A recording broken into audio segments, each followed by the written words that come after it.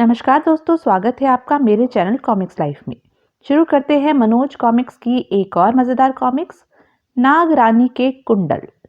नाग रानी के कुंडल, चित्रांकन प्रकाश बांदोडकर, लेखक डॉक्टर महेंद्र मित्तल। बहुत दिन पहले वेद नाम के एक महर्षि वन में आश्रम बनाकर रहते थे। बहुत से शिष्य उनके पास विद्या अध्ययन करते थे। एक बार, बस उदय, मैं कुछ दिनों के लिए बाहर जा रहा हूँ। मेरे पीछे आश्रम की देखभाल और अपनी माता की इच्छाओं की पूर्ति की जिम्मेदारी तुम्हारे ऊपर रहेगी। जो आज्ञा गुरुदेव, आप निश्चिंत होकर जाएं। महर्षि वेद की पत्नी बड़ी कर्कशा थी। वह महर्षि के शिष्यों से बड़ा कठोर श्रम कराती थी।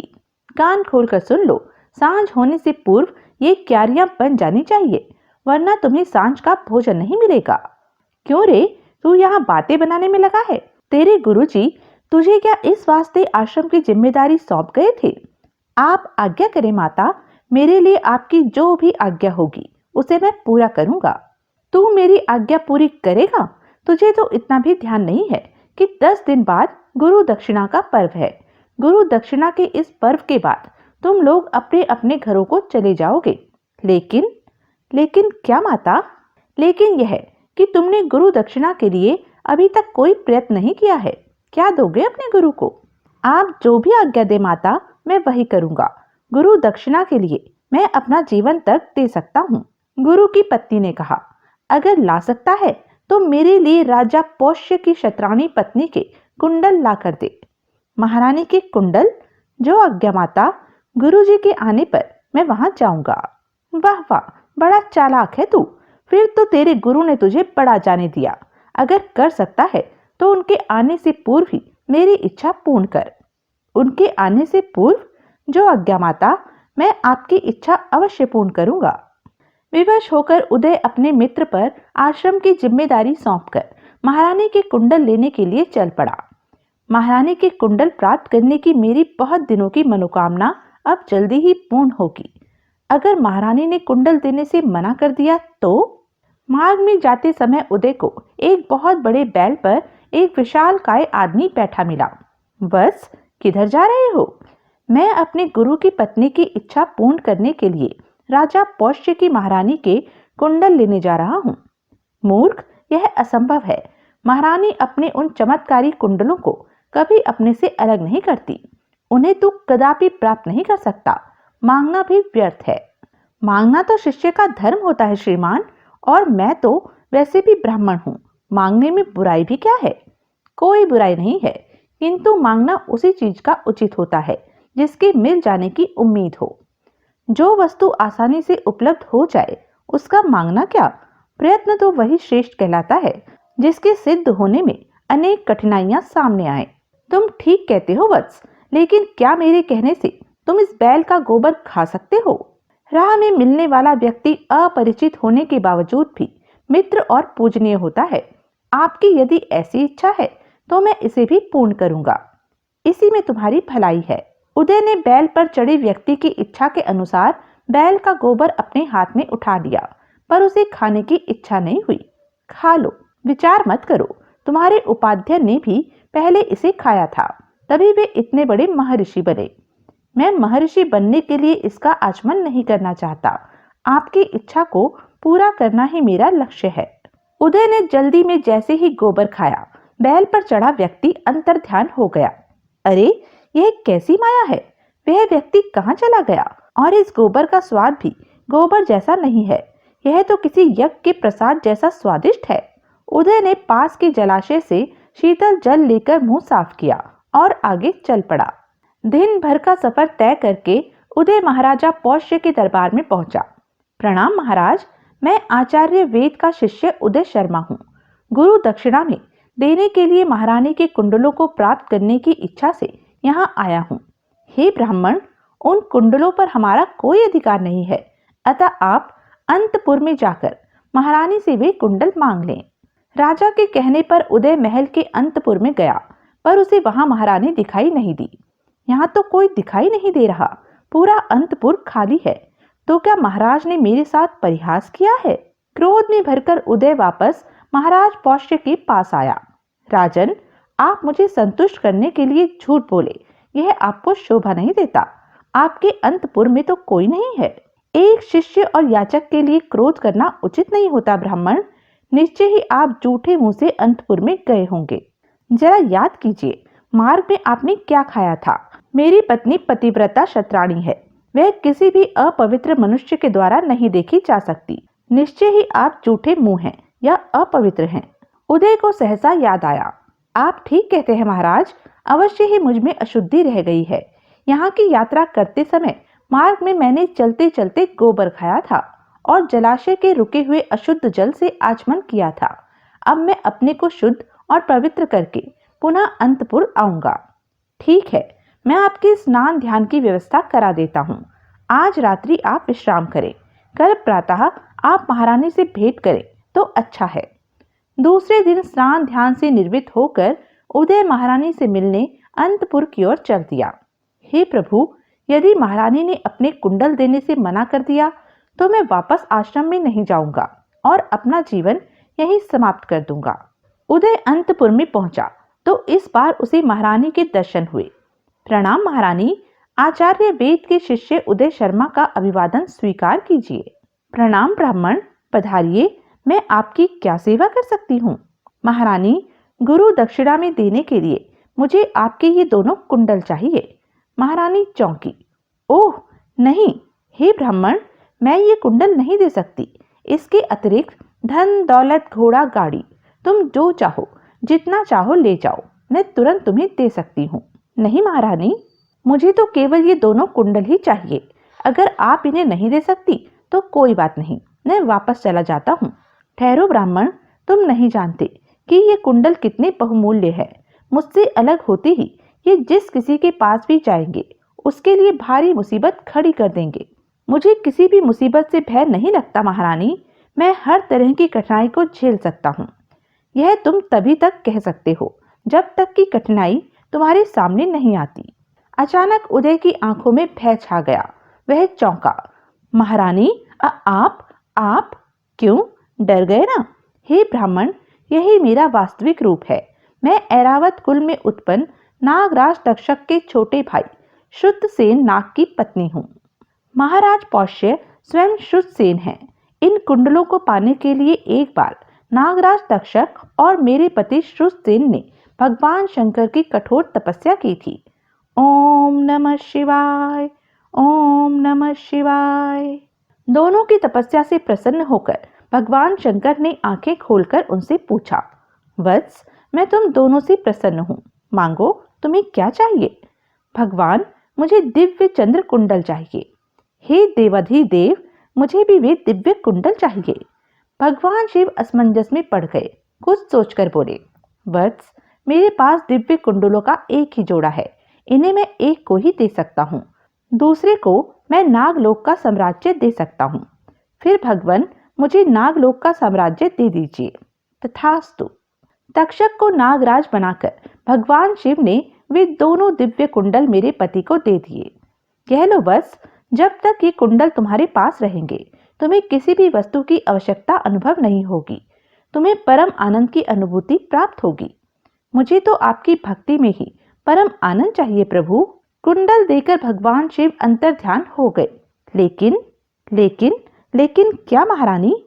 लेकिन नागराज तक्षक को ये कुंडल प्राप्त न होने का बाद में बड़ा पश्चाताप हुआ। नागलोक का राजा बनते ही उसने मेरे पति से ये कुंडल जबरदस्ती छीनने चाहे, लेकिन छीन नहीं सका। फिर एक दिन हमने स्वतः ही नागलोक छोड़ दिया और यहाँ आकर रहने लगे। ओह, तो इसका अर्थ यह हुआ कि नागराज तक्षक अभी भी इन कुंडलों को पाना चाहता होगा। तुमने ठीक समझा ब्राह्मण। दरअसल इन कुंडलों का मोह नागराज तक्षक से ज्यादा उसकी पत्नी को है। वही इन्हें पाना चाहती है। सच सच बताओ, तुमसे ये कुंडल किसी ने मांगे हैं या तुम अपनी मर्जी से इन्हें लेने यहाँ आए हो? मुझसे इन कुंडलों को पाने की इच्छा मेरे गुरु की पत्नी ने की है महारानी। एकाएक महारानी क्रोध में भरकर उठ खड़ी हुई। ओह, समझी। तब वही दुष्टा गुरु की पत्नी के रूप में तुम्हारे गुरु के आश्रम में जमी बैठी है। मैं उसे नष्ट कर दूंगी। क्षमा करें महारानी, मेरे रहते आप मेरे गुरु की पत्नी का कुछ भी अहित नहीं कर सकती। महारानी, मेरे गुरु की पत्नी कोई भी क्यों ना हो, मेरी माता के समान है और गुरुदेव की अनुपस्थिति में मुझे उनकी हर आज्ञा को पूरा करना है। या तो मैं ये कुंडल आपसे लेकर जाऊंगा या अपना जीवन यहीं समाप्त कर दूंगा। तब आपको ब्रह्म हत्या का पाप लगेगा। नहीं, ब्रह्म हत्या का पाप मैं अपने ऊपर नहीं ले सकती। महारानी ने तुरंत अपनी दोनों कुंडल उतारे और उदय की ओर बढ़ा दिए। ले जाओ इन्हें, इनका मूल्य एक निश्चल ब्राह्मण कुमार के जीवन से अधिक नहीं है। महाराज पौष्य आगे बढ़े और मुस्कुराकर बोले, क्या सोच रहे हो वत्स, इन्हें स्वीकार करो। महारानी अपनी खुशी से ये कुंडल तुम्हें दे रही है, इन्हें सावधानी से ले जाना ब्राह्मण। उदय महारानी के दिव्य कुंडल लेकर चला गया तो महाराज पौष्य ने महारानी से कहा, महारानी, आज तुमने त्याग का बहुत बड़ा उदाहरण प्रस्तुत किया है। मैं तुमसे बहुत प्रसन्न हूँ। स्वामी, आपकी प्रसन्नता और आपके स्नेह से अधिक मेरे लिए कोई भी वस्तु मूल्यवान नहीं है। मार्ग में उदय ने एक सन्यासी को अपने पीछे आते देखा। ये महात्मा भी अगर उसी ओर जा रहे हैं तो फिर क्यों न इनके साथ ही चला जाए। लेकिन पास पहुंचते पहुंचते सहसा वह सन्यासी आंखों से ओझल हो गया। अरे, वह सन्यासी एकाएक कहाँ छिप गया? अभी अभी तो वह मेरे पास आ रहा था। हैरानी से भरा हुआ उदय पलटकर आगे बढ़ा तो चौंक पड़ा। अरे, यह मुझसे आगे कैसे निकल गया? यहाँ तो इस रास्ते के अलावा कोई दूसरा रास्ता नहीं है। उदय तेजी से आगे बढ़ा। हे महात्मन, जरा सुनिए। सन्यासी रुक गया। आप भी इधर जा रहे हैं महात्मन? मैं भी इसी ओर जा रहा हूँ। क्या आप मुझे अपना सानिध्य प्रदान करेंगे? क्यों नहीं बस, तुम्हारे साथ चलने पर मुझे कोई आपत्ति नहीं है। दोनों साथ साथ चलने लगे। महात्मन, मैं महर्षि वेद का शिष्य उदय हूँ। मैं महाराज पौष्य के पास से आ रहा हूँ और अब वापस आश्रम में जा रहा हूँ। मुझे मालूम है बस, तुम महारानी के दिव्य कुंडल लेकर उन्हें आश्रम में अपने गुरु की पत्नी को देने जा रहे हो। उदय चौंक पड़ा। आपको कैसे पता चला? क्या आप? विस्मय की कोई बात नहीं है वत्स। हम भूत, वर्तमान और भविष्य का हाल जानने वाले त्रिकालदर्शी हैं। अपनी इच्छा से हम कहीं भी आ जा सकते हैं। त्रिकालदर्शी? ओह, फिर तो आप मेरा भविष्य भी जानते होंगे। अवश्य जानते हैं वत्स। काल की भयानक छाया तुम्हारे आसपास मंडरा रही है। जब तक महारानी के वे दिव्य कुंडल तुम्हारे पास है, तब तक यह खतरा तुम्हारे चारों ओर मंडराता रहेगा। उदय भयभीत हो उठा। कैसा खतरा महात्मन? कुछ भी हो, मैं इन कुंडलों को अपने से अलग नहीं कर सकता। ये मेरी गुरु दक्षिणा के कुंडल हैं। तुम बड़े भोले हो वत्स। तुम्हारे गुरु की पत्नी ने तुम्हें जानबूझकर मौत के मुंह में धकेल दिया है। चलते चलते उदय एक स्वच्छ जल के सरोवर के पास ठहर गया। हे महात्मन, मृत्यु का मुझे जरा भी भय नहीं है, परंतु गुरु पत्नी ने मुझसे जो इच्छा अभिव्यक्त की है उसे मैं अवश्य पूरा करूंगा। फिर ठीक है, मैं चलता हूँ। मेरा काम तो बस तुम्हें चेतावनी देना था। सन्यासी उदय को जलाशय के निकट छोड़कर चल दिया। मुझे तो यह कोई ठग लगता है। जरूर राजमहल से ही मेरा पीछा कर रहा होगा। मुझे सतर्क रहना चाहिए। सन्यासी को गया समझकर उदय ने महारानी के दिव्य कुंडल अपने वस्त्रों पर रखकर जलाशय में स्नान के लिए छलांग लगा दी। आश्रम में प्रवेश करने से पहले मुझे रास्ते की थकान मिटा लेनी चाहिए। वाह, मौका स्वतः ही हाथ लग गया। वास्तव में सन्यासी और कोई नहीं, स्वयं नागराज तक्षक था। उदय के पानी में कूदते ही उसने तुरंत अपना असली रूप धारण कर लिया। कहीं इस ब्राह्मण का विचार बदल ना जाए, अतः अच्छा यही है मैं ये कुंडल अपने कब्जे में कर लूं। बड़ी तेजी से नागराज तक्षक कुंडलों की ओर झपटा। तभी नहाते हुए उदय ने उसे देखा। नहीं, रुक जाओ नागराज, मैं ये कुंडल तुम्हें नहीं ले जाने दूंगा। अब इन कुंडलों को मुझसे कोई नहीं छीन सकता। नागराज तक्षक कुंडलों को मुंह में दबाए तेजी से भागने लगा। उदय नंगे बदन नागराज के पीछे भागा। रुक जाओ नागराज, मैं तुम्हें इतनी आसानी से इन कुंडलों को नहीं ले जाने दूंगा। तेज गति से दौड़कर उदय जैसे ही नागराज तक्षक के पास पहुंचा, नागराज ने पलटकर उदय पर आक्रमण कर दिया। उफ! उदय ने पीछे हटकर पेड़ की डाली तोड़कर एक डंडा बनाया और तक्षक पर प्रहार करने के लिए झपटा। नागराज, मैं तुझसे अपने कुंडल वापस लेकर ही रहूंगा, भले ही मुझे तुम्हारी हत्या क्यों न करनी पड़े। इससे पहले कि उदय नागराज तक्षक पर डंडे से प्रहार करता, नागराज बड़ी तेजी से पेड़ की जड़ में बनी एक बॉम्बी में घुस गया। नहीं नागराज, रुक जाओ। उदय ने डंडे से बिल को खोदना शुरू किया। नागराज, मैं तेरा पीछा पाताल में बने नागलोक तक करूंगा। जब बिल को वह डंडे से नहीं खोद सका तो उसने इंद्र से प्रार्थना की, हे देवराज इंद्र, मेरी सहायता करो। यदि मैंने मन वचन क्रम से गुरु की आज्ञा का पालन किया है तो मेरी रक्षा करो। हे देवेंद्र, मुझे नागलोक का मार्ग दिखाओ। कुछ देर बाद सारा आकाश बादलों से भर गया और बिजली कड़कने लगी। उठो वत्स, नागलोक का रास्ता तुम्हारे सामने है। तुमने भगवान शिव के बैल नंदी का गोबर खाया था, अतः तुम्हें नागलोक में कोई डर नहीं लगेगा। तुम्हारा जीवन सुरक्षित रहेगा। उदय देवराज इंद्र की वाणी सुनकर उठ खड़ा हुआ। तभी इंद्र के वज्र से विद्युत तरंगे निकली, तेजी से पेड़ की जड़ से टकराई। विद्युत तरंगों के धरती से टकराते ही धरती फट गई और धरती के नीचे का पानी उफन कर बाहर आने लगा। हर हर महादेव! जल में गिरकर उदय तेजी से नीचे की ओर जाने लगा। नीचे पानी के तल में उदय को एक भव्य और विशाल नगरी दिखाई दी। संभवतः यही नागलोक है। नीचे तल में पहुंचकर उदय को यह देखकर बड़ा आश्चर्य हुआ कि वहां जल का नामो निशान नहीं था। क्या यही नागलोक है? किसी से पूछना चाहिए। तभी श्वेत वस्त्रधारी और लंबी सफेद दाढ़ी वाला एक वृद्ध एक श्वेत अश्व के साथ उधर आता दिखाई दिया तो उदय ने उसे रोका। बाबा, जरा सुनिए, क्या यही नागलोक है? हाँ वत्स, यही नागलोक है। तुम संभवतः परदेसी हो। कहाँ से आगमन हुआ? मैं पृथ्वी पर स्थित जम्बू द्वीप, भारत का प्राचीन नाम, के आचार्य महर्षि वेद का शिष्य हूँ महात्मन। नागलोक का राजा तक्षक मेरी गुरु दक्षिणा के कुंडल चुरा लाया है।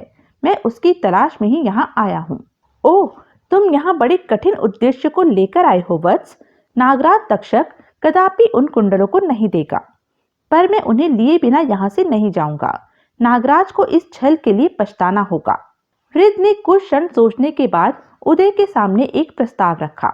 वत्स, तुम युवा हो और मैं वृद्ध हूँ। प्रतिकार की मेरी शक्ति अब क्षीण हो चुकी है। यदि तुम मेरा एक कार्य सिद्ध कर सको तो मैं तुम्हें नागराज तक्षक से तुम्हारे कुंडल प्राप्त करने का उपाय बता सकता हूँ। फिर बताइए महात्मन, विलंब न कीजिए, मैं आपका कार्य अवश्य सिद्ध करूंगा। वत्स, मैं नागलोक के नाग मंदिर का पुजारी भृगवेशर हूँ। मेरी पत्नी को पुलोमा नामक एक दुष्ट नाग उठा के ले गया है। अगर तुम मेरी पत्नी को उससे वापस दिला सको तो मैं तुम्हें वह उपाय बताऊंगा जिससे नागराज तक्षक स्वतः ही तुम्हारी कुंडल तुम्हें लौटा देगा। अन्यथा उससे कुंडल प्राप्त करना असंभव है। मुझे उसका पता ठिकाना बताइए। मैं उस दुष्ट से आपकी पत्नी को अवश्य छुड़ाकर लाऊंगा। मैं वचन देता हूँ। यहाँ से दक्षिण दिशा में एक बड़ी भारी खो है, वह उसी में रहता है, लेकिन वहाँ भयानक और विषैले नागों का हर समय पहरा रहता है। तो यह थी अब तक की कहानी। आगे की कहानी जानने के लिए बने रहें मेरे साथ। और हाँ, मेरे चैनल को लाइक, शेयर और सब्सक्राइब करना ना भूलें। और कमेंट करके ज़रूर बताएं कि यह वीडियो आपको कैसा लगा। धन्यवाद।